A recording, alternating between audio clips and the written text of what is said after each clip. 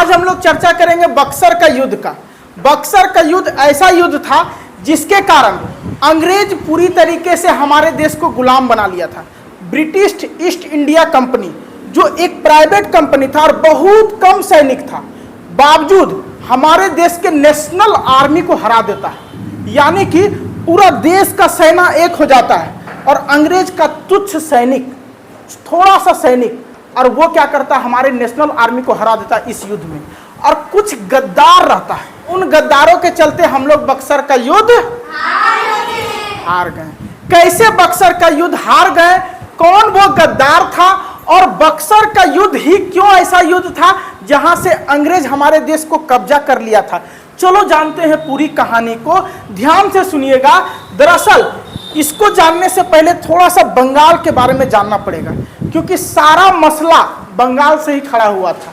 उस समय बंगाल बहुत बड़ा था, आज का बिहार, झारखंड, पश्चिम बंगाल और साथ ही आपका बांग्लादेश, उड़ीसा, ये सब बंगाल में ही था। तो बंगाल का थोड़ा सा स्टोरी आप जानेंगे तो ये कहानी आप ज़्यादा समझ पाएंगे कि आखिर बक्सर का युद्ध क्यों हुआ। देखो, बंगाल के अंदर सबसे पहला राजा था मुर्शिद कुली खां, जो स्वतंत्र शासक बना था बंगाल का, ठीक है। और उसके बाद 1717 से 1727 तक ये बंगाल का नवाब रहा मुर्शिद कुली खां। सुजाउद्दीन मोहम्मद खां 1727 में बन जाते हैं बंगाल का शासक और 1739 तक वहां का शासक बने रहते हैं। 1739 में एक साल के लिए, मात्र एक साल के लिए सरफराज खान यहाँ के शासक बन जाते हैं, बंगाल का अगला शासक। नेक्स्ट 1740 में ही अली बर्दी खां बंगाल का शासक बन जाते हैं और 1756 तक, यानी कि बहुत लंबे समय तक यह बंगाल को संभाल के रखते हैं। और इनके काल में अंग्रेज बड़ा शांति से काम करता है, सिर्फ व्यापार करता है बंगाल के अंदर और बहुत सारा सामान ढोकर ले जाता अपने देश में, लेकिन शांति से, ज़्यादा उपद्रव नहीं करता है। अब समय आता है 1756 से 1757 का, जिसमें सिराजुद्दौला जो इसी का नाती रहता है, अली बर्दी खां का तीसरी बेटी का बेटा रहता है, जो बन जाता है बंगाल का अगला नवाब 1756 से 1757 के बीच में।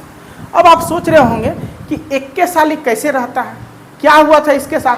पता, 1 साल बाद इसको मार दिया गया था और ये सारा षड्यंत्र था अंग्रेजों का। कैसे ये मारा गया और क्या हुआ था इसके साथ, और यहीं से अंग्रेज और भारत के बीच में युद्ध शुरू हो गया।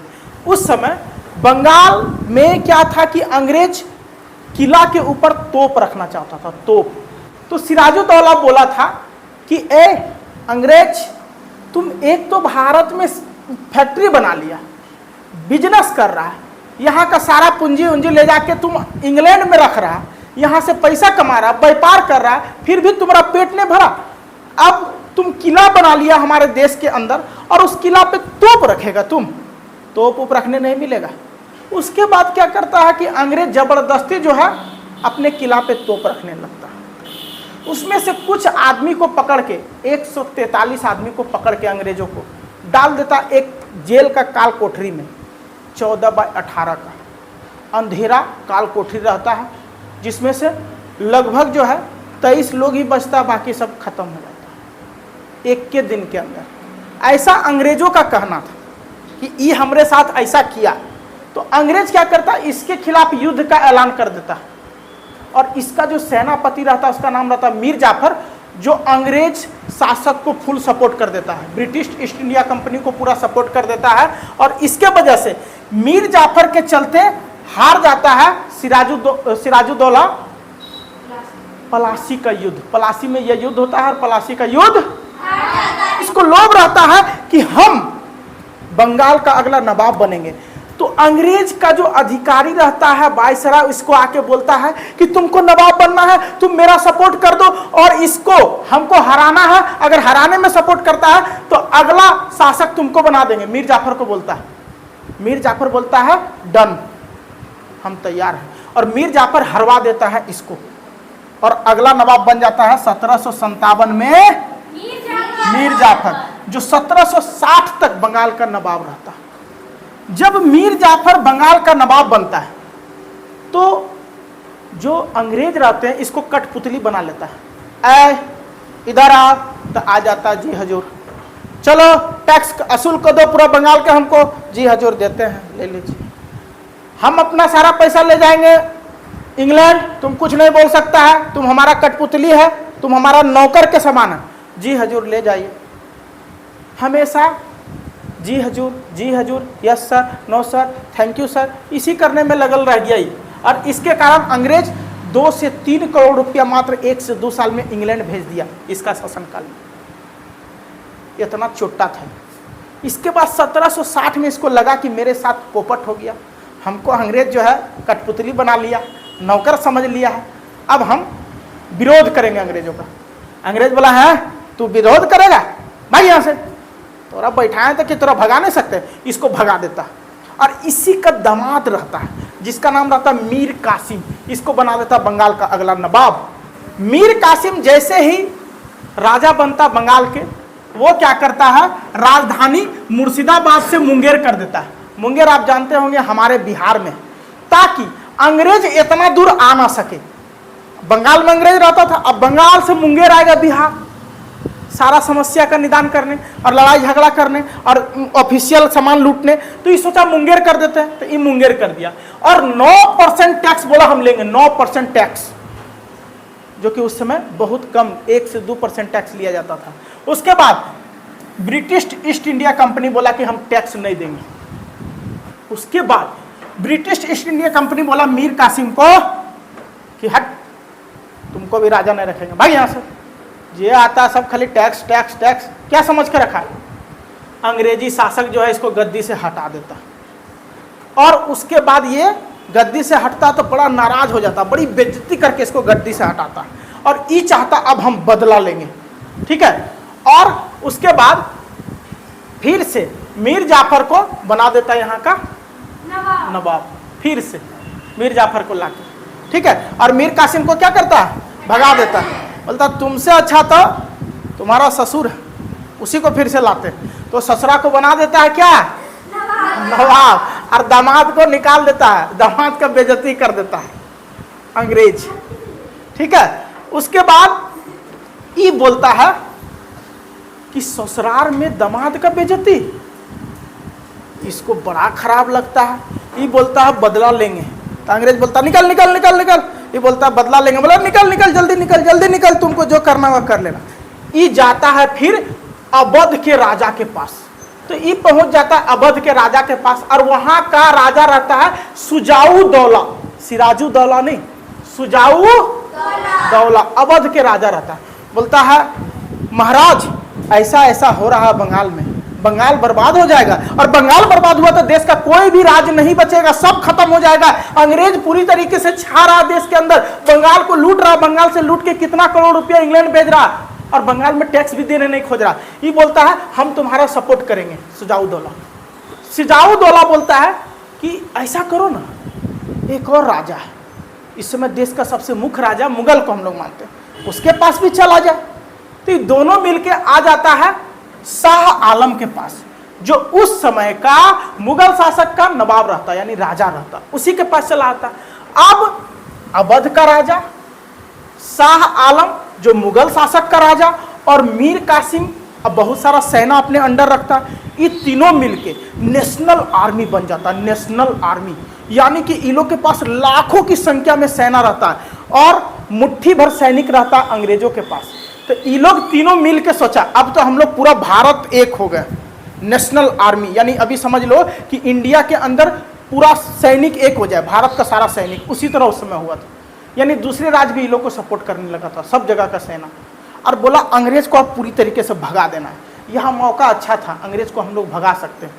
किसी तरह इसका सूचना मिल जाता, मीर कासिम का सूचना मिल जाता अंग्रेज को कि ये ऐसा ऐसा कर रहा, उधर सुजाऊ दौला, उधर मुगल शासक का शाह आलम सबको बुला रहा युद्ध करने के लिए।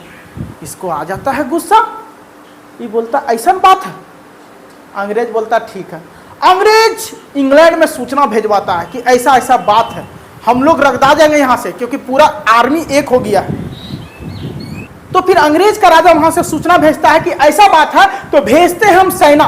और अंग्रेज से सेना तो भेजता ही है, और उस समय के आधुनिक हथियार भेजता है, आधुनिक हथियार।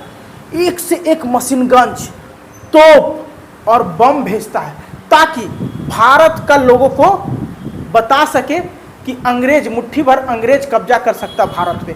और बहुत सारा तोप, मशीनगंज और आधुनिक हथियार भेजते हैं भारत के अंदर इन तीनों सेनाओं से लड़ने के लिए, तीनों राजा के सेना से लड़ने के लिए। और अब दोनों के बीच में युद्ध होने वाला था, भयानक युद्ध।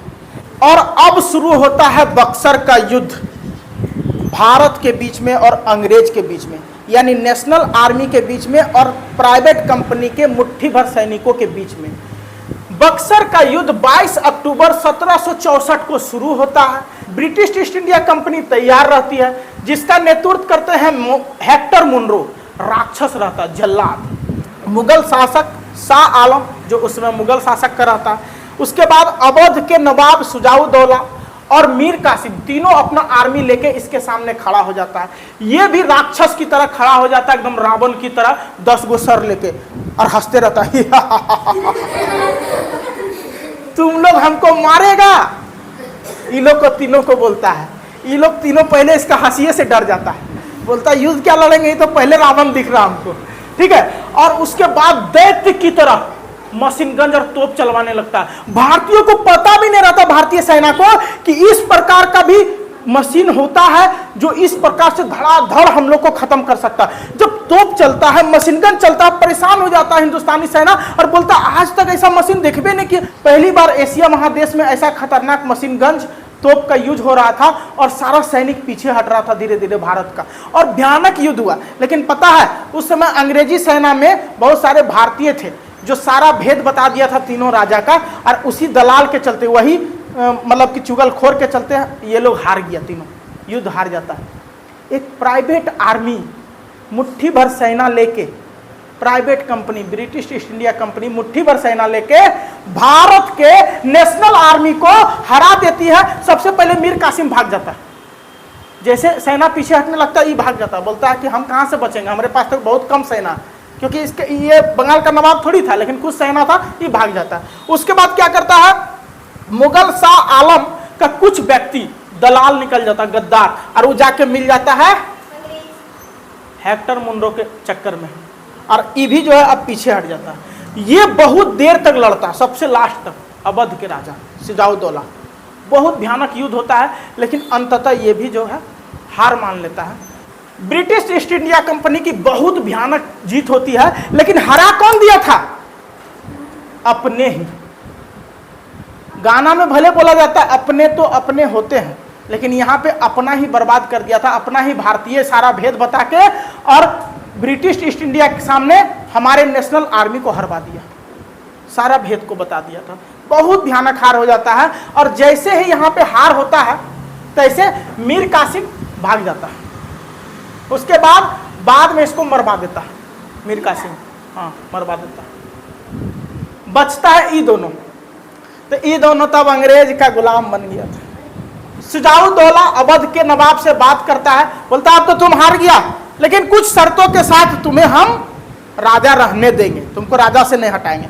शर्त क्या था, तो सबसे पहले शर्त सुनो। शर्त था कि चुनार का किला हमको देना पड़ेगा, यानी अवध के अंदर एक चुनार का किला था जो बहुत बड़ा किला था, अवैध किला, यानी उसके अंदर कोई भी आर्मी नहीं घुस सकता। तो उस किला के ऊपर बहुत तोप रखा था, और उसको भेदना बहुत मुश्किल था किसी भी राजा के लिए, किसी भी आर्मी के लिए। तो ये किला का मांग किया, सबसे पहले तुम्हारे अवध का जो सबसे बड़ा किला है, सबसे खतरनाक किला जिसके अंदर कोई नहीं घुस सकता है, वो किला हमको दे दो। अंग्रेज सबसे पहले शर्त रखा, मजबूरन क्या करता, ले लो।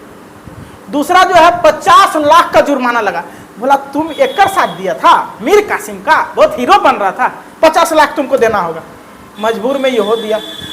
अवध में से इलाहाबाद, कड़ा ब्रिटिश ईस्ट इंडिया कंपनी ले लिया। इलाहाबाद और कड़ा दो बहुत मजबूत शहर था, और वो दोनों शहर को कौन ले लिया, अंग्रेज। मांग किया, जो जो बोल रहा था सब करते जा रहा था। ब्रिटिश ईस्ट इंडिया कंपनी की सेना की खर्चा भी अवध उठाएगा, यानी ये उठाएगा। बोला मेरा सेना रहेगा, लेकिन खर्चा कौन उठाएगा, तुम उठाएगा इसको। बोला जी हजूर जो बोलिए, हम तो मजबूर हैं, हार गए, जो बोलेंगे करना पड़ेगा। और ये सारा चीज के लिए तैयार हो गए। उसके बाद मुगल शासक शाह आलम द्वितीय को बोला कि तुम भी अपने पद पर रह सकता, लेकिन कुछ शर्त। तो राजा रहने के लिए सब तो लोभ में आइए जाता है। इसके लिए शर्त था बंगाल, बिहार, उड़ीसा, ये तीनों को हमको दे दो, और इसमें बिना टैक्स किए दिए हम पूरा राज करेंगे, जितना सामान होगा ढो के ले जाएंगे, और एक शब्द नहीं बोलना, तुम एक शब्द भी नहीं, चुपचाप रहेगा। तैयार हो जाता है, रेडी, बोलता है ठीक है जैसी आपकी मर्जी। और इन दोनों को झुकना पड़ जाता है, क्योंकि हारे हुए रहते हैं, अरे मरता तो क्या नहीं करता, सब चीज करने के लिए तैयार हो गया, और जितना शर्त था सब मान लिया दोनों। और उसके बाद अंग्रेजी शासक का ये दोनों पोपट बन गया, ठीक है, कठपुतली। और ये दोनों को ये सारा शर्त मनाया गया एक संधि के तहत, जिसका नाम था इलाहाबाद की संधि, जो 12 अगस्त 1765 को हुआ था। तो आपने दो चीज जाना, एक बक्सर का युद्ध और दूसरा इलाहाबाद की संधि। तो दोनों चीज याद रखिएगा। और यहीं से अंग्रेज अब धीरे धीरे धीरे धीरे पूरे भारत को गुलाम बनाने लगा। जब नेशनल आर्मी हार गया, अवध बहुत बड़ा, मुगल शासक बहुत बड़ा, बंगाल का राजा बहुत बड़ा, तीनों को हरा दिया, तो अब रहा क्या देश में? यहां से अब छोटा छोटा राजा अंग्रेजों का सपोर्ट में आने लगा, और यहां फुट डालो शासन करो, फुट डालो शासन करो, अंग्रेज का नीति आ गया। और यहीं से अंग्रेज पूरी तरीके से भारत पर कब्जा करने लगा। तो याद रखिएगा 1764 एक ऐसा काल था जहां से अंग्रेज पूरी तरीके से भारत पर कब्जा कर लिया था।